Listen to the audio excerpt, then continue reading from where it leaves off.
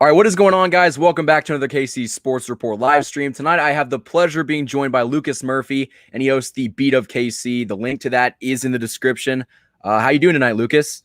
Doing good, man. Doing good. Just filled up, got ready for this live stream, man. I'm excited to talk Royals for sure. I appreciate you having me on. It's always great to have another Royals fan on and converse. And honestly, we got some pretty exciting baseball to talk about. In the past week, they've been on a tear. And honestly, after that 11-game skid, I was kind of getting down on this team and I was kind of starting to hang my head a little bit. But they've responded unlike any Royals team that I can think of recently. So what is your kind of thoughts on how this team has rebounded? Honestly, I really do think I think we're seeing a early on a little bit, rebounding type, Royals team, like you stated. I definitely think the players are starting to kind of understand what their roles are. They're getting into their, starting to feel good about where they're in the batting order and things like that. Benintendi, holy smokes, could there not be a player that is on fire? I mean, Salvy is absolutely exploding. We're starting to see, Whit Merrifield figure it out. We're seeing the old Whit Merrifield. So I think as we're starting to progressively get warmer weather, we're starting to see these guys come on.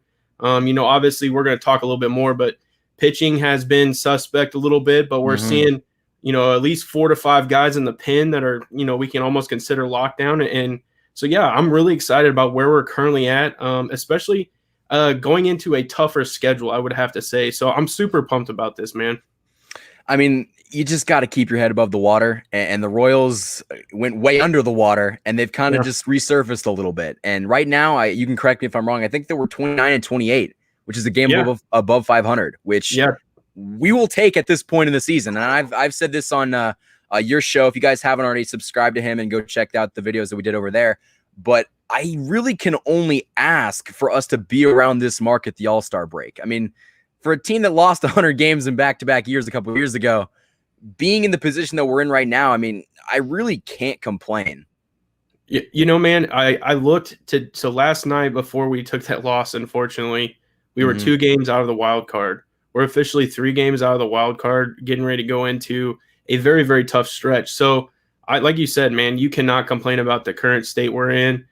We do, we're kind of shuffling some things around. We're getting ready to see, we are getting ready to see Jackson Kowar pitch tonight. I mean, that's incredible. So, I mean, we're seeing some things kind of get shook up, but I'm super pumped about, just seeing that the lineup kind of come together in some aspects. I do think that, Dozier definitely needs to start picking it up if he's going to continue his role. Santana has been kind of struggling as of late, if you really look statistically. And so is Soler. I mean, we could talk days about how Soler is just magnitudely struggling. So, for us to be where we're at, I think, it's incredible, especially with these players still kind of struggling. And honestly, some of the things that have surprised me recently is the production we're getting from some of the younger, newer guys. I mean, Kelvin Gutierrez is like, hey, I can play some ball. I mean, that's my legitimately.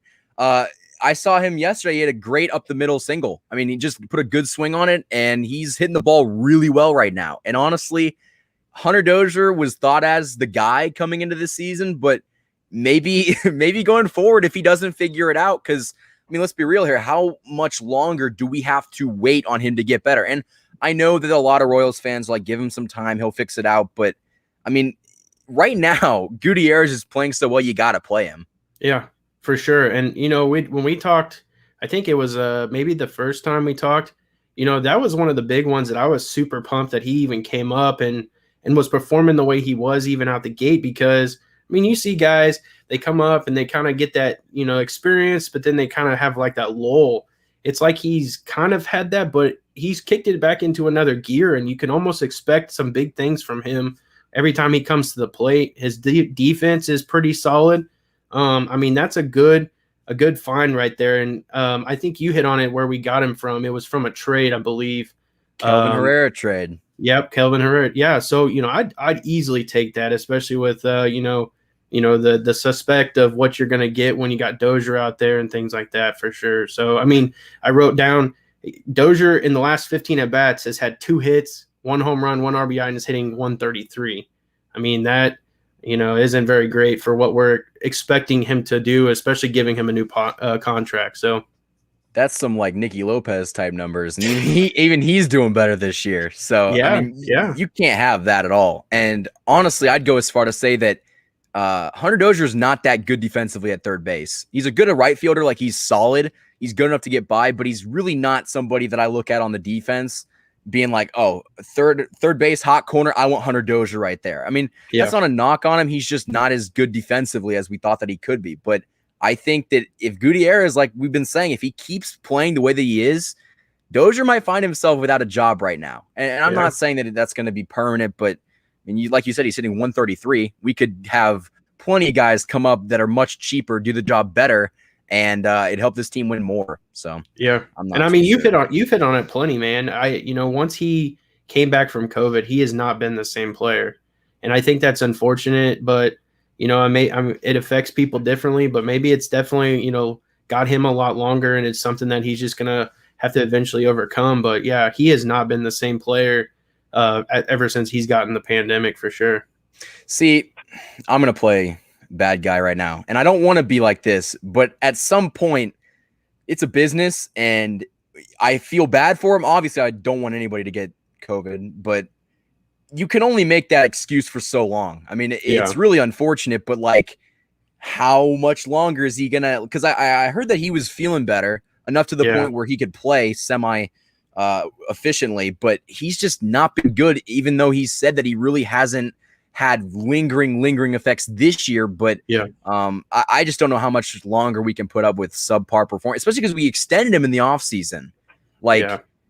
you cannot deal with this a lot longer, but we'll wait it out. We like to do that with our players, so I guess that's okay. But what are your thoughts on the upcoming road trip? It's a California road trip, so all the games are way later for us Kansas City people. So what are your thoughts on the I think we play the Angels for 3, then we go to the Oakland Athletics Stadium, and then I think we play Seattle, or am I just making that up?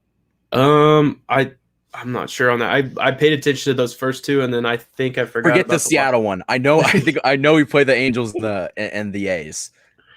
Yeah, I'm really kind of intrigued because if you really look, even like I don't, like you said, I don't know past that, but this is a tough stretch. It really is. I mean, the Angels are no pushover. They are in the AL West, and they have Shohei Ohtani. Unfortunately, Mike Trout, I think, will still be out of this series. But I mean, they still have Anthony Rendon. We are facing probably, which is crazy to me, man. We're facing Dylan Bundy tonight. When I thought that trade, or I think when he left the Orioles and went over to the Angels, I was like, that is a huge pickup. And he honestly has not been anything of what I thought. I think he's 0-6. He has a terrible ERA. So if we're really going to start this road trip off right, we really do need to capitalize on tonight. You got Jackson Kowar coming up that we expect him to go out there and shove. They are facing Dylan Bundy. So it'd be nice to at least start this road trip off 1-0 and really get that thing rolling. I do really think that the Oakland Athletics are going to really provide a tough stretch of games. I mean, it's going to be very interesting to see how we respond, especially going to that ballpark. It's massive, like Kansas City is, and they really do have a decent amount of pitching. Their team is very scrappy. They know how to score runs, and they are doing very well and playing very well. I think their ace is Chris Bassett. So, I do think that they're definitely going to provide a really tough series. So these games, especially with the time zone change as well, it'll be interesting to see. What do you think? Honestly, you made a good point with Kowar, and I kind of want to get your thoughts on this. But tonight, it's going to be his debut. We've seen players in the past. Eric Skoglund was one in his debut in like 6 innings. I think he had no run ball. Didn't end up being any good. But we've seen Royals pitchers in the past have very good debuts.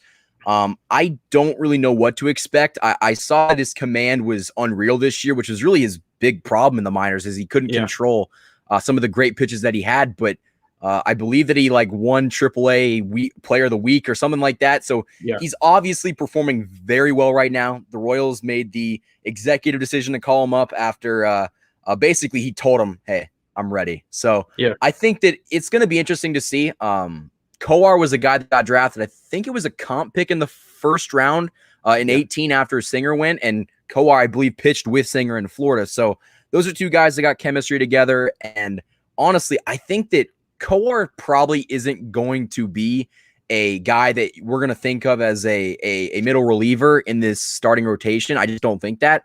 I think his role is going to be in the bullpen in the future, but right now we need somebody to eat innings, and I think that he can come out here tonight and give 5 or 6. What are your thoughts? I'd be excited if that happens. I'm sure that the pressure. I mean, there's a lot of pressure going into it. It's your first ever major league debut. It's on the road. I mean, you do know that you're facing major league talent. Shohei Ohtani is going to be stepping in that box. I mean, that's an intimidation factor in itself. And really, this lineup is pretty solid. I mean, Jared Walsh, like I said, Anthony Rendon. There's some guys. I don't know if Jay Up's playing. I haven't seen the starting lineup yet, but you have some very good veterans in this lineup. And so that's going to be one thing. I'm excited for him in general. I think he has a very plus changeup. His fastball can touch 98 miles an hour. He is still, and that's kind of where I like your thing where you have him transitioning potentially the bullpen. It'll be interesting if he can develop that curveball. It's kind of like it's still in development pitch. If he can really get that curveball down and have it to turn into a major league curveball, then I think we could potentially see him being a 3 or 4 in that rotation for a long period of time. If that doesn't really develop, fastball, changeup, a good comparison I saw more recently was Lucas Giolito as far as pitch comparisons. Those two really kind of have a good fastball, good changeup, and are still kind of tending to work on that third and fourth pitch. So I'm super pumped. I saw Brady Singer tweet. He doesn't tweet a whole lot unless he's bashing Whit Merrifield, but he tweeted tonight and put shake and bake. So, his good buddies coming up. I think that's going to be good for both of them, honestly. It'll be good to have that, friendship to be there. So it's not maybe as much pressure. He can kind of walk you through some things. And then maybe it's going to help Brady Singer as well, kind of have a friend there. And those guys room together. They work out together. And so I'm super, super excited for this for sure. Especially because Brady has done it before, and you need people to guide you through this first game. And honestly, something that a lot of people really don't think about is Salvador Perez is pretty big behind the plate. I mean, I hope that they start him tonight. I wouldn't be surprised. Well, I would be kind of surprised if they didn't start him. I know that when Lynch made his debut, I think that they started someone else per his request. I can't remember who it was. Might have been Cam Gallagher. I thought there was another catcher that we had, and I can't remember who it was. He was not very good, though, but he got called up, and I think he caught with Lynch because he was with them all throughout the minors or something like that. But Salvador Perez is pretty big when it comes to keeping the pitches down in the zone, locating the pitches, giving him a good big target to hit. And I think that that's a very underrated facet of Perez's skill set that we don't really talk about a lot, but he's going to kind of guide Kowar tonight. So that'll be interesting to see. But in talking about this series, you brought up the fact that the Angels don't really have good starting pitching. And this has kind of been the problem with them for a long time now. I mean, they've always thrown money at guys like Trout and Pujols, and that was an insane contract. But Trout, Pujols, they just got Rendon, Shohei Ohtani. I mean, they have some stars, and they've thrown money at stars, but they can never throw money at the correct pitching. I mean, I couldn't even name their starting rotation besides Ohtani and then or did you say it was Bundy? Yeah, Dylan Bundy. Yeah. I'm trying to Quintana. Remember Quintana from the White Sox? They threw a ton of money at him. Yeah, I mean he's been average. So outside of that, man, I don't know. I know 3 of them. I know that they're not good. I mean, they're under 500 at this point. I think Trout is going to be out for this series, so I think so. We're a little bit fortunate when it comes to that. But honestly, my mindset with this team right now, and especially going on a pretty tough road trip, try to come back. If you're going to play 6 games or 7 games, try to go 4-3 or 3-4. Just try to stay around that mark. I mean, what are your real expectations going into this road trip? And do you think that your last week expectations were filled, if that's a good question? Yeah, honestly, I would say I was satisfied, but I feel, the games that I really kind of went back, I did the Twins, the Pirates, and the Twins. Out of that, we played 9 games. We had a few off days. We went 6-3, and I honestly believe with those last 2 games of the Twins, we should have won, and that would have put us at 8-1 on that stretch of games. So Those are the ones you want to capitalize on. I mean, we understand the Twins are beat down. The Pirates are literally in the tank. They got the first overall pick. I wouldn't be surprised if they get it again. And so you really should capitalize on those going into games like this because, they are going to probably score some runs. Both these series, at least the Angels and the Athletics, I would assume are going to at least score some runs. And so you got to be able to hang with them and you got to be able to pitch against them. So I do think it's going to be tough. I would like to at least come out of this 500. Especially the big one is if we can really up on the Athletics because I think that for right now, they're the ones that are more ahead when it comes to standings for trying to catch up into the wild card because they are winning. I think they're in first place in the West. I think they have their first place right now. And I know that we're like 2.5 or 3 games back of the wild card. I couldn't tell you the teams in front of us. It's the Yankees and the Astros. Well, Yankees just got swept by the Sox, so hopefully they keep losing. But honestly, at this point in the season, to be where we are, and we're only 6 games out of the division, I know that sounds unlikely, and it is unlikely, but 6 games is not that much in the grand scheme of things. I mean, that's a good week, and we've seen this Royals team go from really, really good to really bad very quickly. Yeah. They could go to very good again. I mean, you never know. It's just a good string of weeks where good pitching and good hitting comes together, and this team has shown that they can do it, just not consistently. I would like for them to, honestly, and this is seriously my thing, is if they can hold on in June and just find a way to really just be successful, at least 500 ball for the rest of the month of June. Going into the month of July, you start facing teams like the Baltimore Orioles. You get a few series. I think you get a series against Texas. You start to get some of them teams that are not the greatest. And if that's where we can really capitalize, I think you honestly see this team in a wild card contention going into the All-Star break. So if we can hold on in the month of June and we can really compete and do well like we're supposed to in the month of July, well, I guess July is the All-Star game, but if we can do well in the month of July, I really think going into, August, we can see this team potentially being a wild card team. We just got to ride it out. And honestly, this comment is perfect because Mondesi's a guy that he showed so much potential. I mean, this dude was up for, I want to say 3 days and had like 2 home runs, 2 doubles. I mean, He was playing fantastic baseball, but the dude's made of glass. And I like to say that he's going to be back at some point this year. I mean, I would assume so, but his longevity this year, I mean, who knows if he makes it through the year healthy? I mean, I don't understand it, but I mean, what are your thoughts on Mondesi? Yeah, today I was listening to the radio driving to work, and they said that one of the biggest things that they don't think Mondesi understands is the difference between being injured and being hurt. And I think that is completely reflected into exactly what we're seeing. I think he got hurt, doing whatever he was doing with that play on defense, and they gave him the all go from our medical team. They're like, hey, we're seeing everything that's positive. And he just doesn't understand, I'm hurt versus I'm injured. And he decided to go on the IR. It is very, very unfortunate because I played college baseball and I know you played baseball, and to just continuously get out there, do the reps, and to do it, that's where you start to get comfortable and you get good at what you're doing. If you're constantly taking IR breaks and you're getting hurt, I don't see how you get into a rhythm and you stay consistent. And I think that's been a big part of what we're seeing with Mondi is that he's just not consistent enough from a health standpoint, and it doesn't translate on the field because we saw last year towards the end when he was on a full stretch, he was playing consistently. He was lighting it up. He was killing it. And everyone says this is an MVP talent. He just isn't playing to an MVP talent, and he's not healthy enough to do that. So I advocate for him because there's times where I'm like, man, I just move on. You got Bobby Witt down there. You got other guys that could potentially fill the slot. I mean, people are even pushing for Alcides Escobar to come up. I mean, holy smokes. Did you ever think you'd hear that again? It would put more fans in the stands. I mean, it would. It really would. I mean, he's hitting like 330 in AAA right now. He's killing it. Bring him up. I mean, but yeah, it's very unfortunate. It really is. And, he's getting ready to come up on arbitration. I mean, are the Royals going to help him in arbitration? No, they're not, because he's not earning it. So yeah, it's a bad situation all around. Well, and honestly, and we've talked about this on your show, I wonder if it's a mentality kind of thing. Like Whit Yeah. Merrifield to me is a guy that my leg could be broken and he's still going to find a way to crank out an at bat and at least finish an at bat.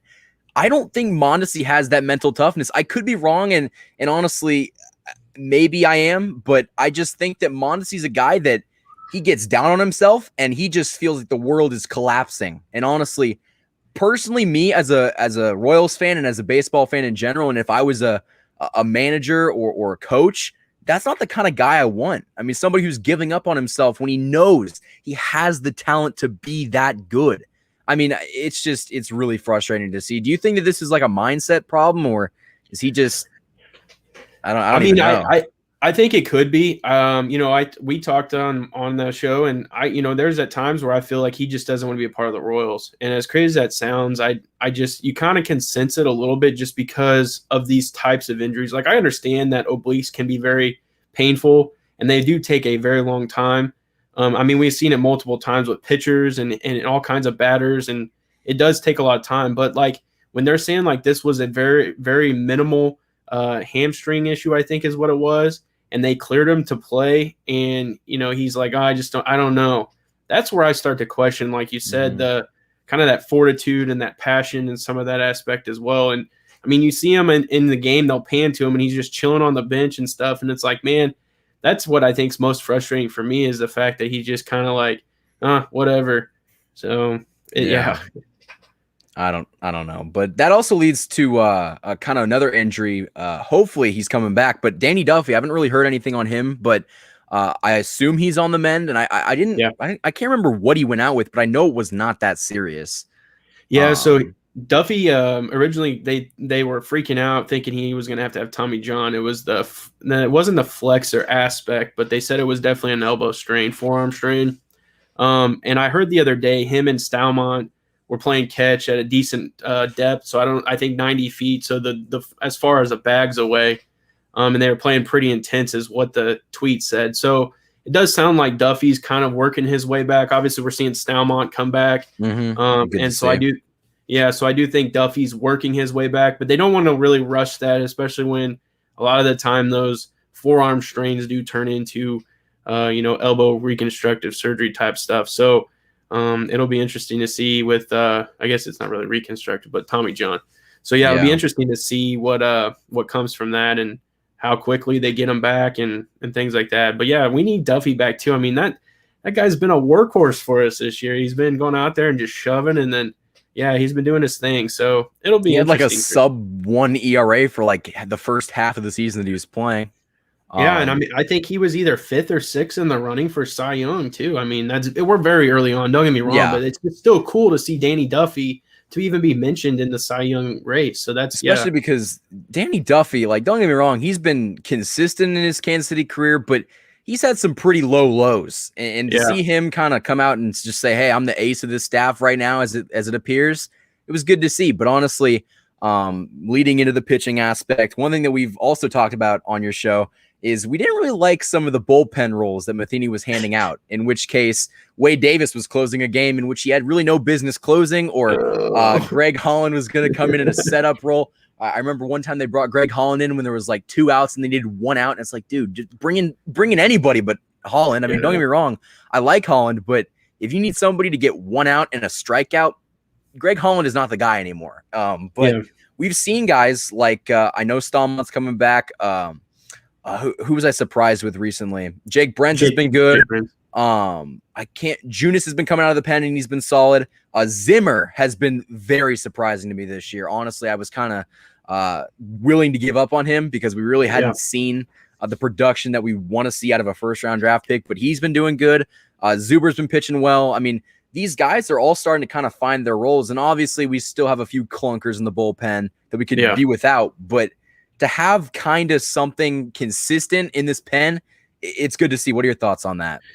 I think you nailed it. I do think that there has been a lot of stuff that's moving right now, and I think that they're really getting the position players lined up. They got it to where they like it, and they really started making some moves as of today, because in order to get Jackson Kowar onto the 40-man roster, they had to make a move. So they DFA'd Jake Newberry, so he will be no longer floating back between AAA and the Royals no more. So he's gone. In that process, they also sent Jacob Junis down to the minors. So he is down. They sent him down. So we have seen an absolute stud in Jake Brentz. I think he has a sub-2 ERA. Scott Barlow has been, that guy that we expected him to be. Really, he's been filling some needs. Yeah, Scott Barlow's been very good. He's been filling some needs for sure, and he doing some amazing work. I think he got a save the other night. He's been, plugging in while Stalmont was gone. Zimmer's been really good. He's coming back in fully healthy. And then obviously our closer, which I refer to him as a closer, Stalmont. So you really have 4 solid pieces there in the bullpen, and I do think that that's next. You have Ronald Bolaños, who could be coming up eventually and filling a spot there. I think they have a Hernandez that I really like, that they gave him a chance very, very early on into the season.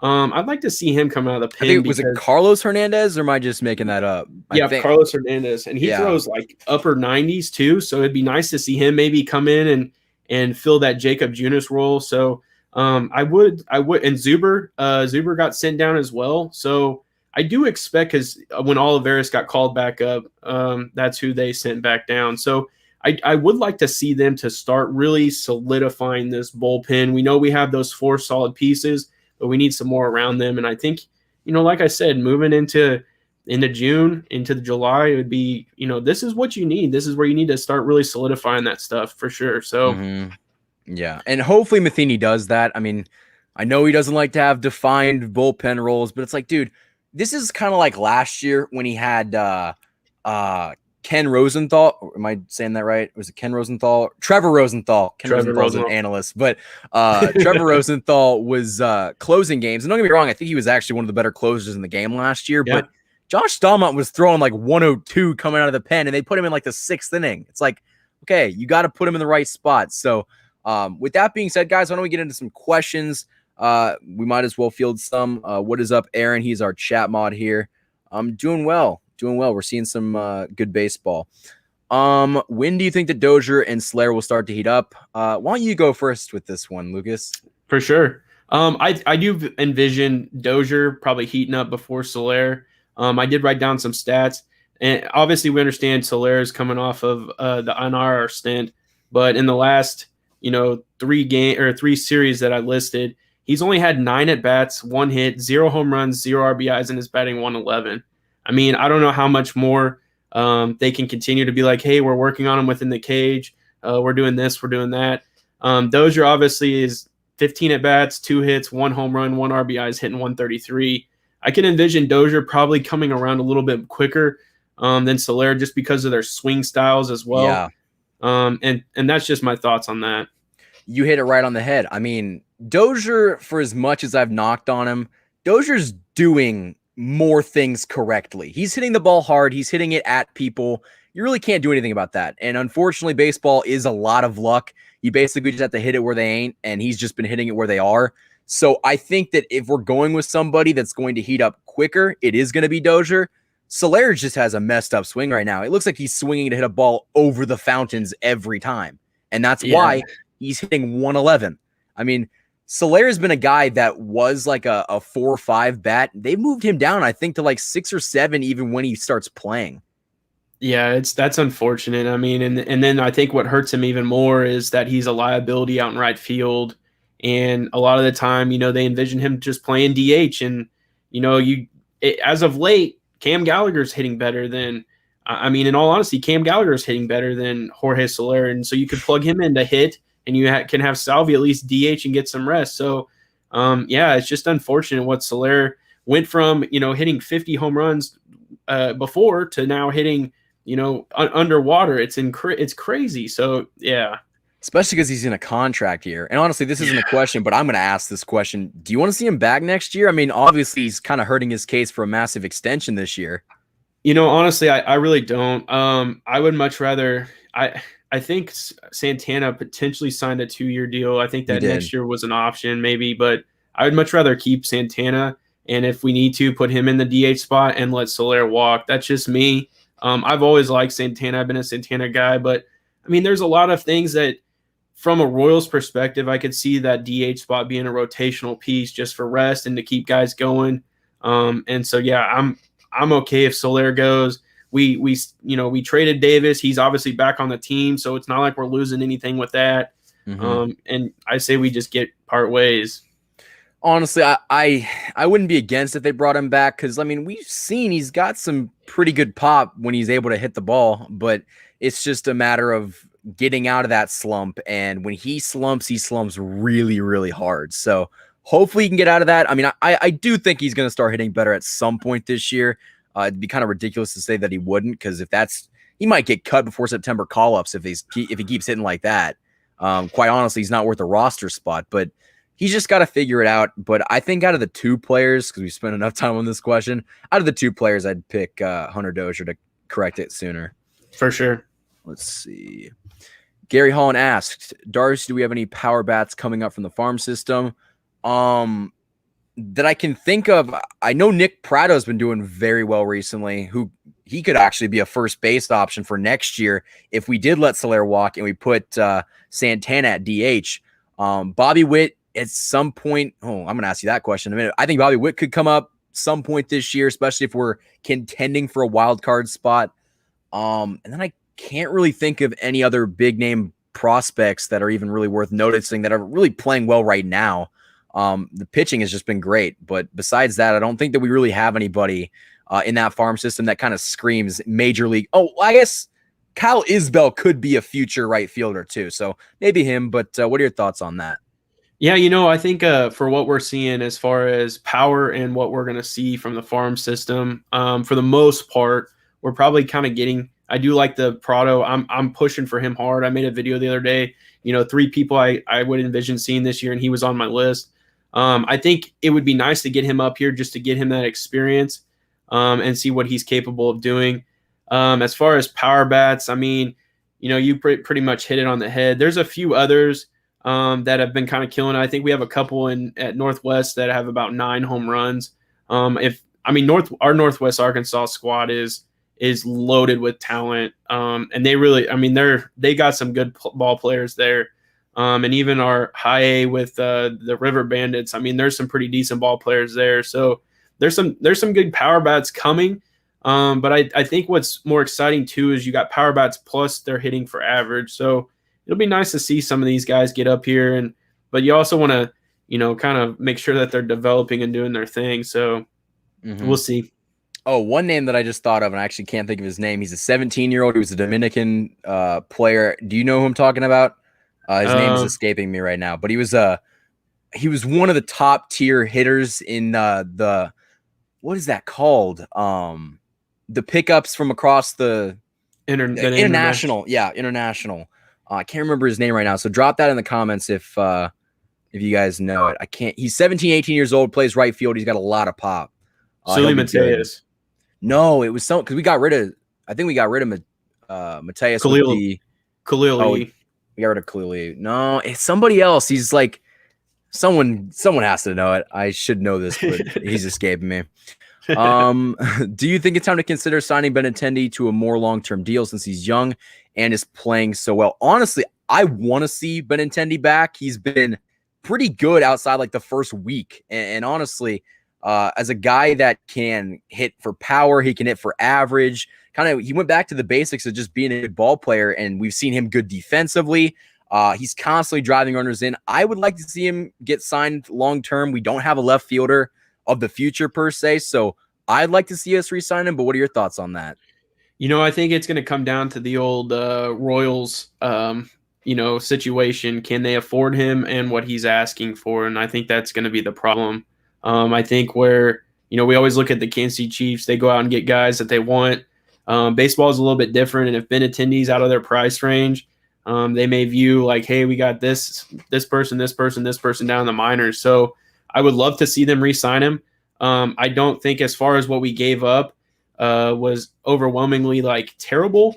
So I would love to see us sign him. It's just like I said, if we can afford him and keep him in, because he's still pretty young too. Yeah, he's like, I think he's 26. or something Yeah, like that. And we have prospects in the minors that are 26 and haven't played ball at all. So yeah, he's a guy that you know what you're going to get from Andrew Benintendi. And for it looks sure. like he's keeping to get better, which has been a great thing to see. What is wrong with Whit Merrifield recently? I couldn't really tell you. I mean, I don't think that anything wrong is anything wrong mechanically. He's made a few dumb errors though in the field. I don't know if you've seen that, but Yeah. I think honestly, just give him some time. Whit is a guy that will always kind of find a way to correct himself. We've seen it recently. He's kind of starting to heat up again. So I don't really have any concerns, but what is your thoughts on that? In the last 20 at bats, he's got 9 hits, a home run, 7 RBIs, and is hitting 450. I know a lot of the analytics people don't really like that batting average, but 450 is a significant piece. I think there's a lot. Aaron's the one that asked that question. Honestly, I think that Whit Merrifield's the type that likes to put a lot on his shoulders. He likes to be the leader of the team. It took him forever to get to this spot, and so I think now that he's in the role he's in, he doesn't want to let people down. And I do think sometimes that gets to him. Baseball players go to the Hall of Fame if they bat 300. I mean, that's crazy. So, Whit, I think, is always trying to be the best ball player he can be. And at times that, you're not always going to hit the baseball. You're not always going to make a clean play every time. He's got to learn to brush those off, because if you pay attention, sometimes you can see it really kind of eat him up, and then it'll extend into that next time it finds him. So, I think Whit will figure it out. I think, by the end of the season, he'll be hitting in the high 200s, probably 300 again. And I expect Whit to be Whit. But, we go through those stretches where it's unfortunate. And you got to find it out and get after it. As bad as Whit has been recently, he's still been better than we've had a lot of batters that haven't even cracked 200. So, yeah, with all the complaining that we're doing, Whit Merrifield's pretty low on the totem pole of my complaints right now. But for sure, I just know that he's going to get better. Yeah. Royals are doing better than your Yankees are. Your Yankees are ahead of us in the wild card race, so we need to. We play them, I believe, in June, don't we? Yeah, but I think that's the stretch right after the West Coast is going to be the Yankees, the Red Sox, and then the Rangers. Gotcha. The Red Sox have been surprising, but we can beat the Rangers for sure. Hopefully. Gary Holland asked, Darcy, do you have any or what Royals catcher prospects in the farm system? Perez is not getting any younger. Melendez has been playing well from what I've seen. Honestly, I don't really like Cam Gallagher as a backup. I think that he's been good recently, but over the long track history of his career, he really hasn't been that good of a bat. I mean, defensively, sure, but I also think that you can find other guys that can be just as good defensively and can do more at the plate. So I think MJ Melendez could be an option coming up here soon. But what are your thoughts on that? Yeah, Melendez is obviously going to fill a decent role. Very similar to I would say kind of like Gallagher, maybe have a little bit more pop. But definitely is going to be very, very solid behind the plate. I wish I kind of had a second to look this up. So I'm really excited. Here it is. So I'm really excited. The draft's obviously getting ready to come up for the Royals, and obviously Major League Baseball. There is a catcher right now for Louisville. His name is Henry Davis. If possible, if we miss out on like Kumar Rocker and some of those guys that you and I both have talked about, and a lot of Royals fans are really hoping we get, I hope Henry Davis finds a way to slide down there and we could draft him. He's a very good, solid bat, plays college, plays in the ACC. So he's not in the organization yet, but that'd be nice. MJ Melendez is good. Outside of that, I'm not really too sure who else we would have. Mm-hmm. And honestly, that's a great segue into the draft. Why don't we get into some draft coverage for a little bit? Because honestly, I think that the Royals being at the position that they're at, they're picking 7th, which obviously we picked 2 and 3 the past couple years. So it's good to be a little bit better. But this team is going to have an opportunity to have a top 10 pick. And the way that we've kind of seen the tides start to shift, these high school bats that have kind of been placed around the 10 to 20 mark are now in the top 5. Yeah. I know Jordan Lawler, I believe the shortstop, he went from maybe a top 6 pick or somewhere around the 7 to 10 mark. He's now projected to go number 1 overall. I mean, that's just kind of how we've seen players fall. And I remember I was watching one of the rare Vanderbilt games that I watched. Jack Leader had a no-hitter going from his past game. He had like 38 innings of, or not, that's way too many. He had like 18 innings of no-hit baseball, and he was still, Yeah. I mean, he was lights out. I don't think that he'd probably fall to us, but what do you think that the Royals might do at number 7, and what do you personally want to see them do? Man, in all honesty, I think it's going to be tough because I usually follow the draft pretty closely, and you can usually tell as it gets closer that the picks are pretty lined up pretty well. This is for the first time in a while where we're still kind of seeing a lot of mock drafts be shook up, and nobody is 100% sure. Like you said, in the beginning, it was lighter, then it was rocker, and then it's kind of started to fall into place. Now we're seeing, like you said, there's 3 shortstops out of high school that have just climbed up to the top. And it sounds like the Pirates really want, I think it is Lawler. And then, you have the question mark is, what does Detroit do there? The Rangers are there at 2. Red Sox. I've seen the Red Sox really want a shortstop because Bogarts probably isn't going to be there forever. So they have us taking Khalil Watson, which is a shortstop from Wake Forest, North Carolina high school. I don't think we need another shortstop, especially a high school shortstop. I would love us to see us take another college pitcher.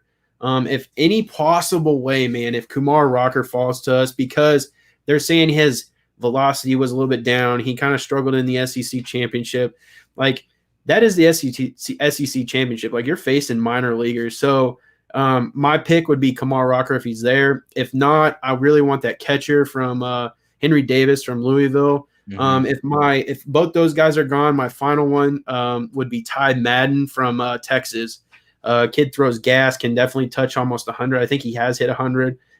Very good repertoire of pitches. Plays in the Big 12. So, yeah, those are kind of some of the guys I've been looking at and really following pretty closely. And honestly, the thing that you mentioned with the Kumar Rocker thing, he was throwing like low 90s. I think he was hitting like 92, and they were concerned that he wasn't hitting like the 94, 95 that he's used to. But that's just advanced stats people get on my nerves. I'm a big eye test kind of guy. It's like, all right, if you are getting outs at the college level, I don't really care how you're getting the outs. You're just getting outs. And I know that college is different from the pros, but getting back on track, I do agree with you. I think that if you can pick up a college pitcher, knowing where this team is at right now in terms of contending and getting back to the playoffs, they don't need more bats. I mean, and if they do need more bats, I think maybe you're 1 or 2 away. You can get those in free agency. I mean, you've seen it this year with Benintendi and Santana. And you're really, in a small market, we cannot go out there and buy good pitching. I mean, we've really never been able to do it. I mean, maybe you can make the argument that Edinson Volquez was a good pickup, but he was solid. He wasn't elite. I mean, you have a chance at number 7 overall to draft. I have a pretty good feeling that lighter Kumar Rocker or Ty Madden is going to be there. Could be wrong, but I think one of the 3, if not all 3, are going to be available. And the Royals just got to draft somebody to kind of anchor down this rotation. I think that after that, you got enough pitching. I mean, I kind of was like that last year. I didn't really like the Asa Lacy pick over Martin, who went to the Blue Jays. I think that he's going to be really good, but Asa Lacy is going to be the ace of this staff. And honestly, I don't really have any complaints anymore. And I think that you get one more pitcher to anchor down this rotation, you're going to have a top 5 rotation in baseball in a couple of years. So I'm all about that. And I think that if the Royals kind of go with more pitching in the draft and work through free agency to get hitting, this team's going to be pretty good next year. So with that being said, Lucas, I appreciate you joining me, but do you have anything that to close us out? Any last thoughts?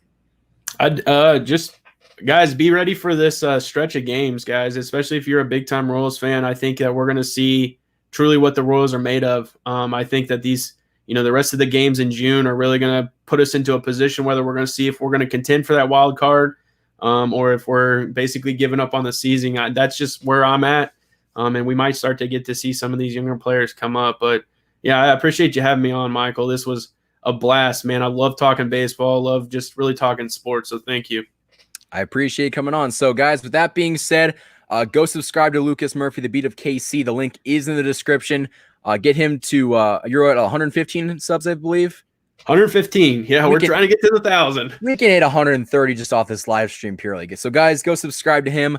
You can get your merchandise. The link is in the description. New logo, which I actually got to work on that. merchandise, but I'm really happy with that. So shout out to EJ, my graphic designer. I appreciate that. The socials, Instagram, Casey_sports report, and then Twitter is actually at Casey Sports Report. I'm trying to get active on Twitter for the first time in forever. So if you got a Twitter account, go follow me there. And with that being said, guys, I think that we'll see you next week with more Royals coverage. And I hope that you'll join me next week too. Yeah, let's see if we can get on the schedule for sure, man. Super pumped. All right. Sounds good. All right. With that being said, guys, have a great rest of your Monday night and go Royals.